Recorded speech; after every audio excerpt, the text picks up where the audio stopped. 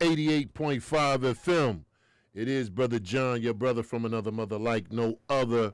And happy Monday, ladies and gentlemen. I've been thinking about this interview that's about to take place, where it's a conversation that I've been wanting to have. And because every time we have this conversation, we get a lot of feedback, we get a lot of questions, we get a lot of comments after the fact. So, ladies and gentlemen, you know when it's time for your little son or daughter, you know, they hitting their grades, they doing what they supposed to do.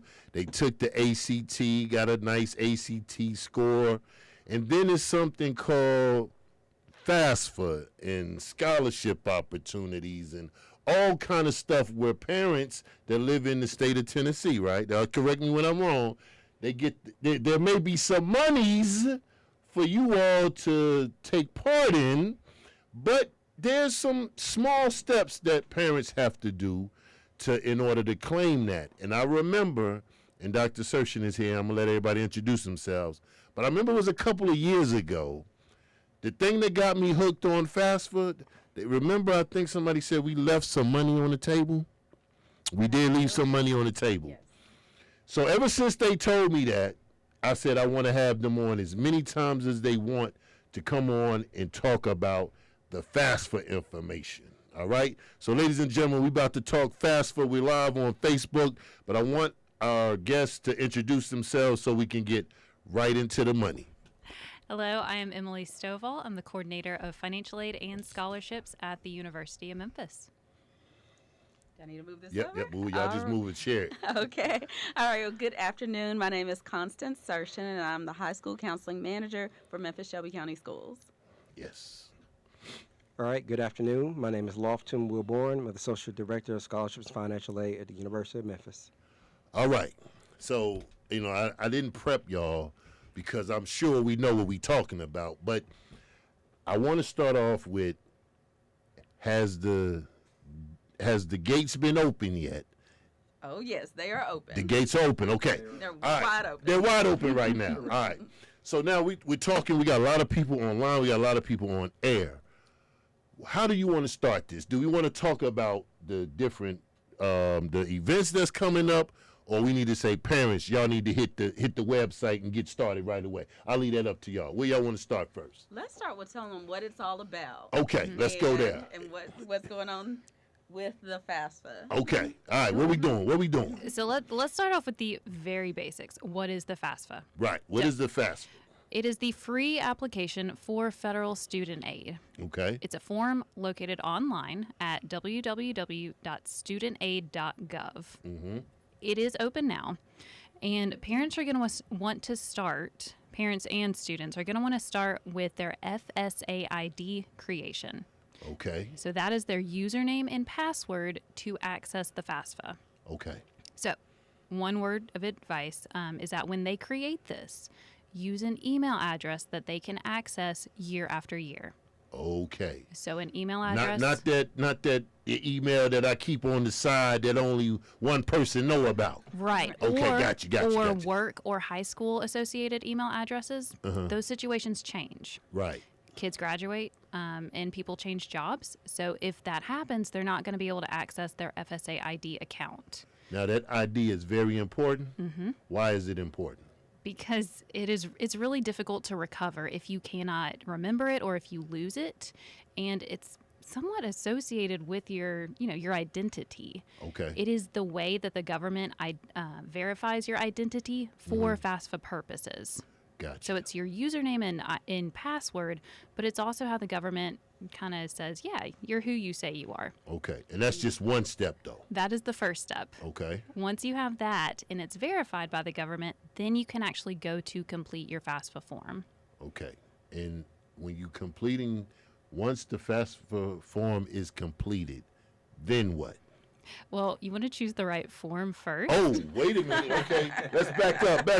Brother didn't give me the help. He didn't say, Brother John, wait a minute. We gotta put the right one. All right. So what we gotta do after we get cleared? So you've done your FSA ID. You're ready to start the form. If you're a student beginning next fall, so fall 2025, yes, you are looking for the 2025-2026 FAFSA form. Let's say that one more time. 2025 2026 FAFSA form. If you're an incoming freshman in 2025. That's right. Son, Amir, I hope you're listening. You heard what she said.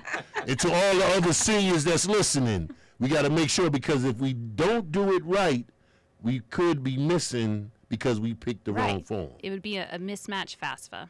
A mismatch. That's a new word right there. That's the first time I heard that one. All right, so we make sure we select the right one. Correct.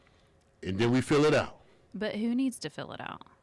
Uh-oh. Ooh, she hit us with a jewel, ladies and gentlemen. All right, so who needs to be filling this out? So we're going to talk about a new term that was introduced last year, and that's contributor. Uh-oh. So a contributor is anyone who is required to put their information into a FAFSA. So the student is always a contributor. Okay. One or both parents might be a contributor. And there's a tool on FSA's website to help navigate that conversation. It deals with your family dynamics and the tax filing status. So it can be one or both, but that tool is going to help make sure that we know which one needs to be on there. So let's go over that contributor one more time, Okay. because I want the people online, you can look at the camera and like talk to them so they get a real understanding what a contributor is again. So a contributor is anybody who is required to put their information into the FAFSA. So the student is a contributor. They will always be a contributor. Okay. At least one parent is going to be a contributor for dependent students. Okay. Now what about Big Mama and them and Grandmama and them? No. Uh-oh. They're- You heard? All right now, Memphis, Grandmama, Granddaddy, you got to listen. So they're not a contributor even if they stay with them? So the only case that they would be a contributor is if they legally adopted them. So they can be a caretaker, but they would not be listed as a contributor. Okay. Well, thank you for clearing that up, because I know some people. And Big Mama, go ahead and fill that out for me. No, that may not work. Yeah. I wanted to see if Emily, though, could maybe speak to some of those unique situations that Okay, we have where okay. there may be an incarcerated parent, or if there's a parent that they just have no contact, but there's no legal, adoption in place. If they could, maybe either one of them could maybe speak to how families should proceed in those kinds of situations. Sure. So we never want to put a student in danger. So Okay. if reaching out to a parent would put them in a dangerous situation, or, honestly, just be really uncomfortable or put the student in harm, we don't want them to reach out. And they should contact their financial aid office of the school they're interested in to get some specific directions on proceeding. But in that case, it's okay to leave that parent off. And you can actually select in the form, it's under the special circumstances section. Hey, I can't contact this parent for these special circumstances. Wow. Thank you. Great point. See, you a pro at this. Let's see, but and ladies and gentlemen, I'm gonna dip to the side for a minute, because we don't want to rush this information, and I love the tone of this, because when you get a lot of information, if you get somebody talking too fast and like, what did they say? Luckily, we can go back and watch it, but I know some people that may be driving in the car with their families going to and fro wherever they need to go, but we really want y'all to really listen. And if you need to come back and play it again, it will be on Voice of MSCS Facebook page and our YouTube page, because these are the conversations we want our parents and families to really go back and watch again, because they may not get it in this one sitting. All right, so once we got the contributor figured out and they're able to fill out the application, once we get to the bottom and hit submit or next, what we got? Sure. So you're going to look for sign. Every contributor needs to sign their own section. So Okay. the student needs to sign theirs and submit it. And then one or both parents, whoever the contributors are, need to sign and submit. Is that electronic signature? That's okay. right. All right, okay. And I just want to add that saving is not the same as submitting. Uh-oh.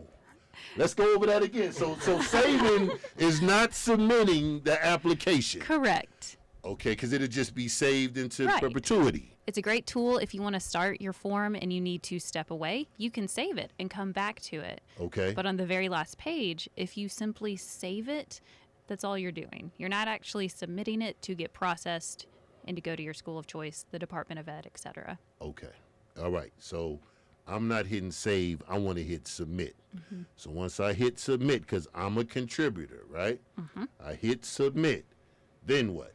From that point, I know at the University of Memphis, we talk about a 3-day window of time to where you submit your form to when we can actually take a look at it and start evaluating students for aid. Okay. So it is good for families and students to follow up with their school of choice, but we need a few days to get Right. that information Because processed. you know how some of us are. I hit submit. I ain't heard nothing. I ain't get the email. Like, hold on, wait, give it up to 3 days. We saying that's the norm, about 3 days. All right. So after those 3 days, or if you want to chime in, on some of that? So, Emily, can you tell us a little bit more about, as you're submitting the documentation or information, what about taxes? Oh, that's a good one. So every FAFSA year uses a specific tax year. Okay. So this 2025-2026 FAFSA is going to use the 2023 tax information. And this is actually a good thing to bring up because in the form, every contributor, so students and one or both parents, Right. will be prompted to provide their consent for the Department of Education to import their tax information. Whoa. Okay. And if they say yes, that is great. That is ideal because then it pulls it in automatically. So it's free of human errors. Wait. So you saying that the Department of Ed is connected to the IRS? That's right. So all we have to do is we don't have to go look for those documents? No. Oh, look. The socialite. Yeah, because I remember when we had to have that tax information. Yeah, where you say look for line 47. and Right. Type it in and hope Yes. your finger didn't slip. Right. I Right. love that it seamlessly can. So they working together. They are. Okay, so once they do that, they're pulling that automatically. That's right. Now, sidebar, you have to file your taxes for that year before we even get to talking about FAFSA because they're going to pull, if they don't have nothing to pull from, that messes up your chances probably, or depending. They can see what you did or did not do. So the advice is that even if you did not file your taxes, go ahead and consent. Because without consent, the student is not eligible for any federal financial aid. Ooh. Run that by me one more time because I want people to really pay attention to that. Even if they didn't file, Correct. still give consent. Correct. Because if you don't give consent, federal government ain't giving you nothing. Right. And if I could chime in here for a moment, from being a high school counselor and talking to our students and their parents, I know that there's a common myth or misconception in the community. Some parents will say, well, I'm not going to fill out the FAFSA because I think I make too much money. My child's not going to That's get any it. money Come on, anyway. that's what some of us say. And what's problematic about that is that if you have a student who is eligible for the Hope Scholarship, so they've made a 21 or higher on the ACT, they meet the GPA requirements for it. They can't even receive that scholarship money unless the FAFSA has been filed. So Wait. Back up. So they have the 21 on the ACT, right. and it is a grade point average. Yes. So they can have is a 3.0 or higher, or the 21 or higher on the ACT in order to receive the Hope Scholarship. Oh. So even if you 30.99, you got to have a 31 or better. No.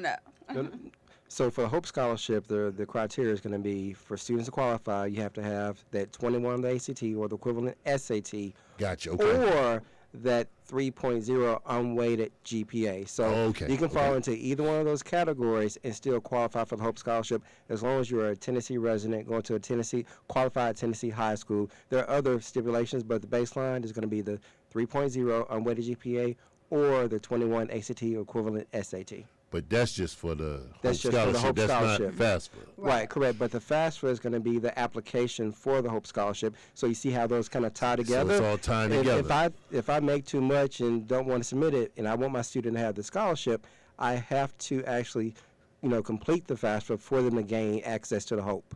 Give the consent. Right. We got to get a consent. Wow. Okay. So 3 days come, I get an email. Will that email have some information or some? Is it a we got your information. Wait for another email, or will that email give us the information that these hardworking parents want to know if they're going to be eligible to get some money? So that 3-day window really refers to the time it takes for us to receive their FAFSA information and to start Okay. working on it internally. Okay. We will go out with official aid letters, actually in just a couple of weeks, and this is kind of a rolling process. So we'll go out with that first batch of aid letters in just a couple weeks. We'll process another batch of FAFSAs, get the next set of letters out.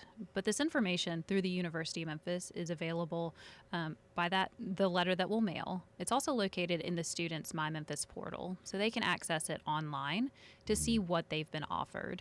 Okay, and now, Dr. Sershin, this is just for the University of Memphis. Right. If it's UT and others, they have their setups too? Right. Yes, they do.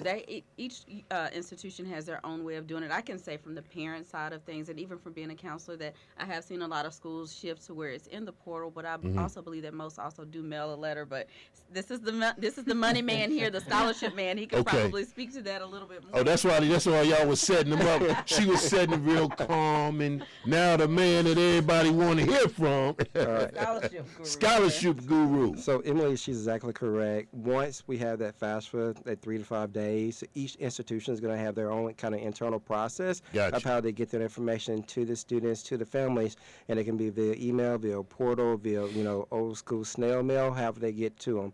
And I'm going to encourage families, like if you have not heard from an institution and you've completed the FAFSA, definitely reach out to that institution and make sure that you've checked all the boxes, you've done everything, because sometimes those institutions will reach out to you via email, and sometimes students don't always check their email. So it's going to be That's important true. for you to do some follow-up, especially for the institution you're really excited for, to just do that follow-up. Now, the other thing is, now, don't be blowing y'all up, and y'all the parents didn't do what they were supposed to do, because I know how them phone calls get. Look, I hit submit.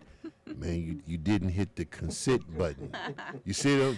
That's why I wanted you to repeat some of these key points, because I don't want people, I heard what they said on the radio, I did what they said, but did you follow through all the way? Because we don't want to have any impediments to our students and families getting this money, because we don't want to leave no money on the table, right? Absolutely. And this money, they say, is until it's gone, it's gone. But you got a chance by filling out the paperwork and waiting to see. Touch on that? And Emily, do you mind kind of going through the types of aid, just so Sure. Okay. So the types of aid that I'm going to talk about, most of them are directly related to the FAFSA. So that's why it's so important to fill it out. But the first one we'll talk about are grants. So you've got the federal Pell Grant, which is through the federal government. You've got to fill out the FAFSA. And it is based on income information, which in the financial aid world we refer to as need-based. Okay. So there's need-based and non-need-based aid. Uh-oh. The Okay. Pell... That's a difference. Okay. They're All right. basically, if it's need-based, we're going to look at your income to determine your eligibility. If it's not need-based, then we're not going to look at your income. So the Tennessee Hope is not based on need. The federal Pell Grant is based on need. Okay. All right. So Even the TSAT grant money. Right. Right. so with this grant money now, the grades have anything to do with that, or are they just looking at what are they looking at on that, or is various things they're looking at? It does depend on the source of aid, but for these, for the grants that we're talking about, we're not looking at academics. We're solely looking at your income and need. So there's the Okay. federal Pell Grant, but there's also one called the SEOG, which is the Student Educational Opportunity Grant. Okay. And what is that about? What does that dictate? It's just a student opportunity grant. It is a need-based grant available to students who are eligible. Now, the biggest difference between these two is that if you're eligible for the Pell Grant, then you get the Pell Grant. The Okay. SEOG is more of a first-come, first-serve. So that's why filling out the FAFSA early is also important, and following up to make sure that it's complete. So when is early? Like, are we in the early stages or are we in the late stages? We're in the early stages. This is early right now. So our people that's listening, they got time, and what would y'all say? And I don't want to change the subject, but is it a 20-minute, 30-minute sit down? What would you say is the time frame on average? Yeah. So I actually am wearing the parent hat this year. Oh, all right. She got the parent And I'm a on. singer. And we knew that the FAFSA opened early, a little earlier than we thought, but we went ahead and said, let's jump right in. So a few weeks ago we did it. And when I sat down from the time, he did exactly what Emily talked about, requested his FSA ID a few days in advance. So once we sat down to actually work on the application, we were finished with his part in maybe 10, 15 minutes. Okay. Ooh. Because, I mean, it was Now, pretty you didn't do this on your phone, or you did it on the No, laptop? we did it on a laptop. So y'all recommend doing it on the laptop? Because, you know, some people may not have access to a computer. Is it cell phone friendly if they needed to do it? But y'all recommend laptop?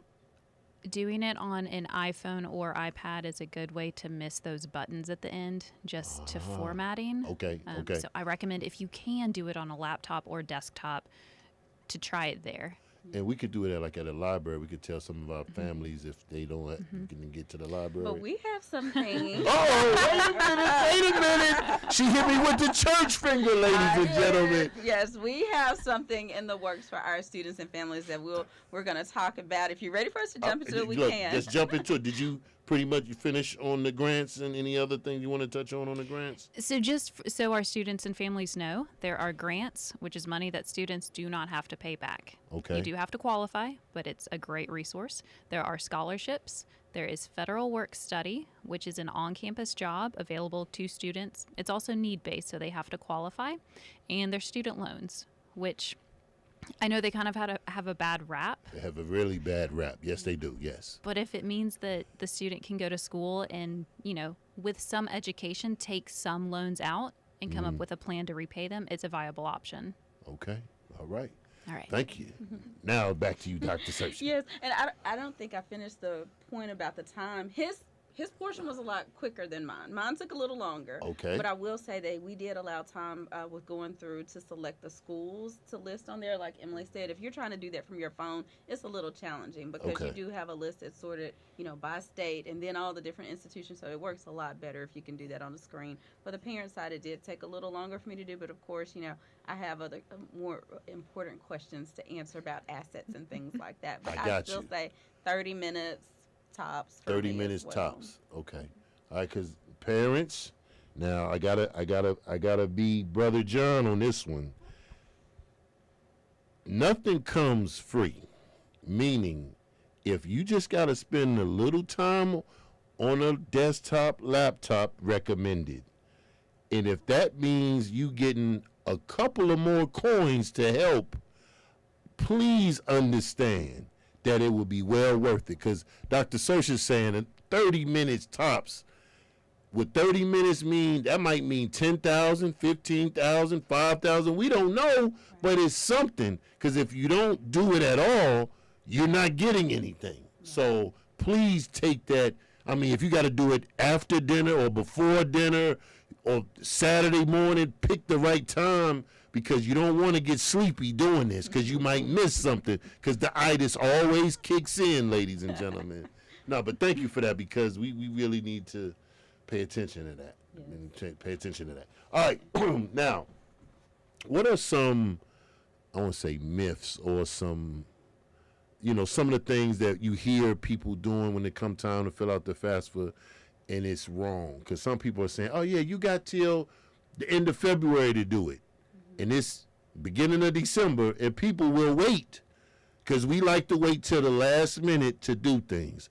Are y'all saying it's better to get on it now, because at the end of February it might be a sign they go up, say, hey, we're closing, or no more funds? Because didn't one year they said they had ran out of money or something, or if something happened? I remember one year something happened with either something about money running out, or it was something happened. One deadline that I can say has been really big within the state of Tennessee. So a lot of our students apply for Tennessee Promise. Actually, I want to make a huge shout out right now to our high school counselors and our seniors. We had over 97, a little over 97% of our high school seniors in this year's senior class to complete the Tennessee Promise application. 97%? 97%. Is that a high? Oh, that is, it's a It's a couple of tenths higher than what we Okay. had last year. But that is so impressive when you think about the fact fact that we have over 6,000 seniors. So that means that almost every single one of those over 6,000 seniors now has a ticket in their hand to access an education for them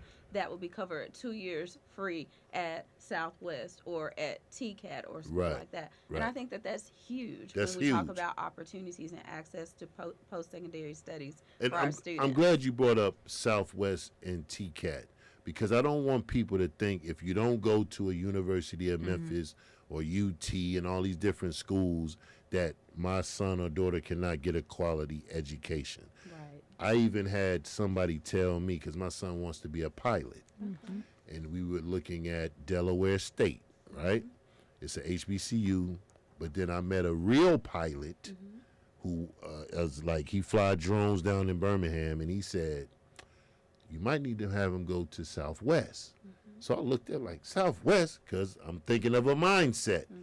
He said there's a very good pilot program that works with Southwest that he could have his flying hours and more resources if he did that route than if he went out to Delaware State. So I said, well, we're going to fill out both the applications, because I don't want to put all our eggs in one basket. And parents, I know you need to have at least a couple of schools down for the FAFSA. You don't just want to put one school and think I'm going here and that's it. Yeah, Right? because I think you can list up to 20. Yeah. so 20? you can list up to 20. It doesn't cost a thing to add all 20 if you want to. Right. Okay. So, but what are some other, like, some misconceptions or perceptions about the FAFSA that you all have ran into, or some of the same things that y'all hear some of the time? So even though we are asking for parental information, the aid is in the student's name. The parents are not responsible for any of the aid that the students receive, even the student loans. This is in the student's name, and it's the student's responsibility to manage and pay back those loans if they take them out. Right. The only aid that is in the parent's name is a Parent Plus loan, and the parent has to take an extra step, fill out that application, which is different from the FAFSA. It's based on their credit information, and that is in the parent's name. But those are two very different things. So we see sometimes that parents don't want to provide their information for their students' FAFSA for fear that they will be responsible for any aid that's awarded, and that's not the case. Gotcha. Money Man, you been running into any questions or similar issues throughout the years where you see the same pop-up of problems or certain hesitations? I think Emily hit the nail on the head as far as just trying to dispel that myth as far as if I put my name on it, then I'm responsible for it. No, it's just going to be, for those loans she articulated, it's going to be in the student's name. The only one that will be in the parent name is going to be that Parent Plus loan. And I think the one takeaway, don't wait too late. You really might think you have time, but your senior year will get going really fast, and by the next thing you know, it's March and April. So do it now. Do it now. So the push is let's get it done now. Try to get it done before the Christmas break. And one of the reasons to go ahead and get it done now, once you get that information to the different institutions and they give you your financial aid packets, then you can sit down, you have all the information to make whatever decision is best for you and your family to truly make that educational decision. Wow, that's major. And to his point about not waiting to the last minute, the key thing that I want families and students to know is that with Tennessee Promise, there is a hard deadline on when they need to complete the FAFSA for that one. You know, with the Hope Lottery Scholarship, you know, they have a little time. But with Tennessee Promise, there's a very strict timeline in terms of when they need to complete that, when they need to attend meetings and things like that. So we don't want that to get lost upon them in the process of being a senior and all the things that are on their calendar. Do we know that deadline yet? I believe, is it April 1st? Is that what they've shared? They get it in the FAFSA deadline April 15th. So, Wow. So we don't need to be playing. We need to go ahead and handle this now. Now, when you said about that Parent Plus loan, do you come to a part on the application and then it takes you away from it, or is it after you hit submit? When does that come up? So it's after you hit submit, and ideally it's after you've received your initial financial aid package to know if Okay. you even need that extra money. Gotcha. Okay. All right. And you said after the first 3 days is just a letter we received and we're processing internally. It's different depending on the institution. But in a few weeks, y'all might start giving out the letters, and then that's when it really gets juicy, and that's when you get busy. Right. Okay. I just wanted to double check.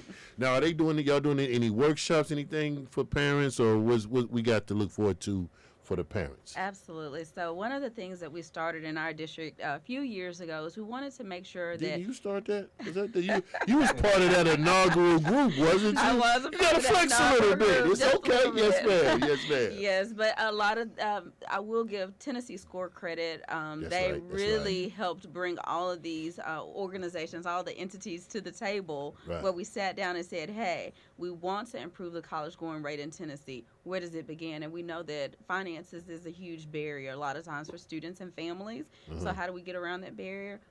One way is by having them to complete the FAFSA. There are so many who wouldn't. When we look at statewide completion rates or even the completion rates for the FAFSA within our city, they're not where they could be. And that's why we leave money on the table. That is exactly how we can leave money on the table. And that is exactly how we can how students can shut themselves out of opportunities to advance their studies beyond the high school diploma. Right. And so we came together, and I'm truly grateful for this partnership with the district and with our local higher education partners to now come together to say, hey, we're not going to just put this on a senior or a parent's to-do list to say you've got to complete the FAFSA. Let us walk you through this. And so we aren't, just saying, hey, come to our campus, or we're doing this throughout the city. So we have multiple institutions that have partnered with us. University of Memphis, being one that's been there since day one. Yeah, I remember. Southwest. We have TCAT, and we also have UT, and this year we've added Christian Brothers University. What? Yes. Now remember. Now I gotta take a moment.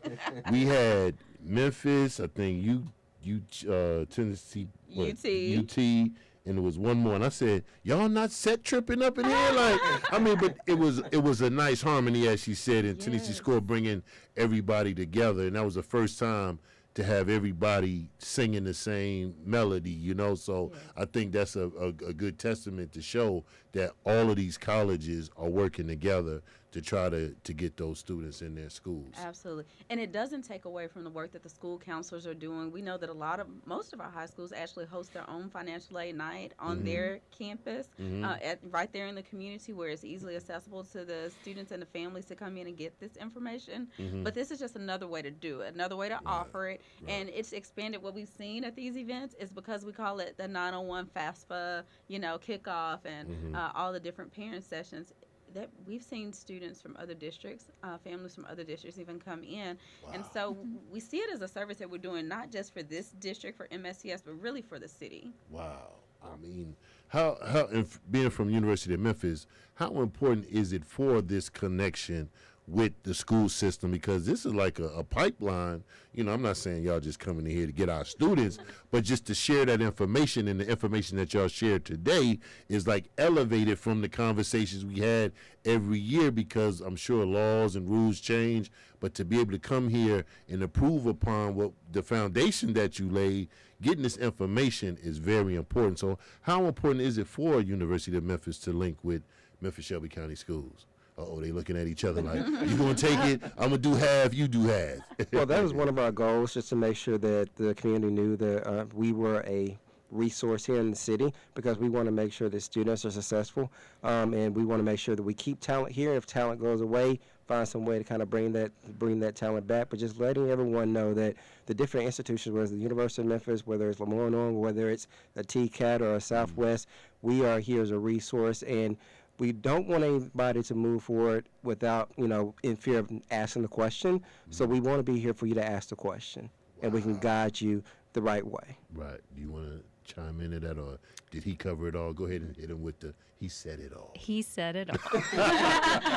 and I do think it is a game changer, though, for students and parents to have that hands-on support with completing the application. So we're really excited that tomorrow evening we're hosting the University of Memphis is hosting us for our 901 FAFSA kickoff. Yes. And with that, the kickoff is a lot of fun because, yes, we're talking about the FAFSA. Yes, we are helping seniors and their families with applying for the FSAID, but we have some admissions representatives. They'll be there for each of those Mm-hmm. partner institutions as well. Okay. So if you're a senior who's still, exploring your options, each of those partner institutions will be represented there to kind of share about their academic programs. We'll have their financial aid representatives there to talk about scholarship opportunities. And so yes, it's a kickoff. It's also somewhat of a one-stop shop in terms of admissions and financial They aid. need to be there. tomorrow Folks night. need to be there, like, for Absolutely. real. And what's the time? Tomorrow we will kick off. At 5:30. All So right. we will have some tabling beforehand. We'll have a tabling event from 5:30 to 6. We will have a presentation which will cover a lot of the information that we've gone over today. We'll go into even a little bit more detail tomorrow night. We'll hear from specific schools, which joining us will be CBU, UT, Southwest, and our Memphis Shelby County Schools representatives. Okay. So we'll hear from them. We'll do a little FSA ID creation, and then we'll have some more opportunities to talk to the schools. Wow.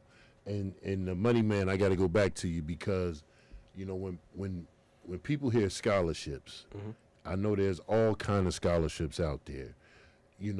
Like, how do you differentiate when people say, well, look, I got to write an essay for this scholarship and I got to have some, community service hours? And, like, is it just fill out all scholarships, or do you should make a plan? How can we attack Right. scholarships once we finish? We did our ID, we got our letter, we got our whatever amount we getting from FAFSA.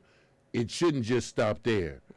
How should we make a plan, or how should that go for trying to get other scholarships? I think you said the key word is make that plan, because each institution's scholarship deadline and criteria is going to all be kind of different. So mapping out for the University of Memphis, this is their timeline, the scholarships, this is what's required. Right. Here's the criteria. So do that same concept across all the institutions that you are thinking about, Gotcha. and also think about your parents. They might receive some type of discount or some type of scholarship for being an employee there. Also think about outside scholarships, like Scholarship America is going to be a good resource. So you have to kind of think about the different pathways. Make sure you vet it. Make sure you don't just put your information out there to protect yourself. So I strongly encourage you to kind of seek out those universities, because they're all going to have their own scholarship portal to a degree. Gotcha. And then also Scholarship America is going to be a resource, and also your parent or guardian's employer. Wow. So, and Dr. Sershin, like, for you being a parent, I need you to put your parent hat on now. Okay. All right. For that scholarship piece, have you like kind of mapped out certain pathway to scholarships, or you just said no, we gonna do this and we going that route? Because it seemed like, because I want to give as much information to parents, because if they don't get federal funding, it's not over for them, but Right. they still have, to your point, each school institution have their own scholarships that they can get. Right. How has it been for you looking at scholarships? Yeah, so for us, we've looked at it, we've taken a couple of different approaches to it. Number Okay. one, we looked at scholarships for each of the institutions. We looked at, okay, what do you qualify for just because of your GPA and your ACT score? So those institutional scholarships, but also there could be some departmental scholarships that are available, even sometimes for incoming freshmen. A lot of them are reserved for students who've already declared that major, who have some credit hours under their belt. But we have found a few that are for students who are entering, for incoming freshmen. So that's one approach to the scholarships that we've taken. But also we've looked around.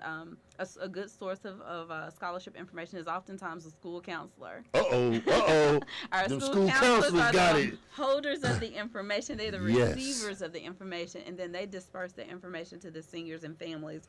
And so a lot of our counselors do send a scholarship newsletter. This year, we're using a platform called School Links, and students can School use links. School Links. Yes. Gotcha. And that is the college application management system where our students are applying to some colleges, but also there's a scholarship database built into School Links that connects seniors not only to the national scholarships that are available, and they can filter it down by Wow. a lot of different criteria. But we've also started plugging in our local scholarships. So I will get scholarship applications from various sororities in the community, Delta Sigma Theta, Alpha Kappa Alpha, the Omegas have one. We get some from all kinds of different nonprofit organizations. And so we'll start to post those there so that seniors and their parents can go in there together and scan that database to see what their senior is eligible for. Gotcha. And you can apply for it that way. So it's really about just kind of keeping your eyes open for all different kinds of opportunities. We have lots of local churches that also offer scholarships to their members. So it's just remembering to think broadly about it. Think broadly. I like that. All right, so before we get out of here, I want each one of y'all to just give one tip to help a parent as they prepare to sign up and get ready for getting their baby off to college. What would be a tip? Say start early. Start early. You've been on that from the moment you jumped on the mic. Start early. All right, thank you. Yeah, I will say plan, communicate, and execute. Plan, communicate, and execute. and execute. Right. Oh, yeah, that removes all excuses right there. It does, yeah. Okay, all right. And the money man. I think she summed it up just in the plan, communicate, and execute. That covers everything from mapping everything out, execute, and then ask those questions as far as communicating, and then the follow-up. I think that pretty much covers everything. So she checked all boxes. She checked all boxes. She checked them all. Well, that was real smooth how you played that. I was like, hey, I think she covered it all. But also at the workshop tomorrow, if parents got questions, there are people there to answer those questions, right? And not only in English. Uh-oh. Yes. We got some translation going on. I love our district. We're Right. a very inclusive district, and Right. major shout out to our multilingual learning support team, to that entire department. Starting last year, we were able to offer language support services or translators at these events. So whether it's at the kickoff or at the help sessions, we have translators there. So a live human who's right there to translate into Spanish. We had Vietnamese, and we also had Arabic last year. Wow. And there are other languages that we can support even beyond that. As long as we know in advance, we can make those arrangements. So please, we don't want families to let language be a barrier to stop them from attending. Even the PowerPoints that we're going to show tomorrow night, it's going to be translated into other languages so Wow. that parents can go back and read through the information after So the University event. of Memphis, y'all want everybody. Y'all use like no discrimination. University of Memphis for all. That's good. But I do thank y'all. Is there anything else? We need to hit anything that we didn't talk about that we need to hit? Anything? Well, we want to thank you. You for always having us and for prioritizing this conversation. It is so critical that our students and our parents know this information. Right. And we just thank you for always welcoming us into your space. Right. As many times as we need Oh, to yeah. throughout Yeah, the look, year. whenever y'all want to come back, because you said help sessions is coming up too. When is this, after Christmas or before? After? We'll kick those off after Christmas. Okay. After All right. the winter break, we'll come back in January. That's right. and Come on back. We want students and families to look for expanded dates. Mm-hmm. Well, I think last year we ended up with maybe about 5 to 6 dates. We're going to do it even bigger this year. Okay. We're going to do it bigger. Good. And you said start early. This time we're in right now is considered early. So why put off today? What is it? Why put off for tomorrow when you can do it today? That's it. So that's the thing. Get in there, ladies and gentlemen. Parents, big brother, big sister, auntie, uncle. Press your folks. If you know somebody that's going to be graduating and going to college, I need everybody in the city to press those parents and students. Ask them, you got your FAFSA done yet? What you waiting on? You see what I'm saying? And that's how we can get a synergy to get a lot of people to go to the University of Memphis and all the other colleges. So I don't want to just put Memphis out there, but there's a plethora of colleges that your child can go through, but you got to get that FAFSA taken care of, or you won't get no federal fund. And I'm glad that you said that, especially that consent part, because some people are like, I don't want them to know what, and that might stop you from getting some. So thank y'all so much, okay? Thank you. Thank All you. right. Ladies and gentlemen, Kev, I think that's a wrap. Ladies and gentlemen, please, I'm dead serious. If you have a senior or you know somebody, your friend, somebody that's getting ready to graduate, just ask them the question. Have they did their FAFSA yet? And if not, why not? And tell them, share the information that you heard today. Or matter of fact, share the video. So now they can say, well, I missed it. I didn't hear it. Nope. You're not going to have that cheap excuse. You can share the link on our Voice of MSCS Facebook page or our YouTube page. That's Voice of MSCS, and you can share that link with the people. And I'm going to make sure I'm going to send y'all the link so y'all have that if you need to send it to some parents. With that being said, y'all keep it locked. We are 88.5 FM.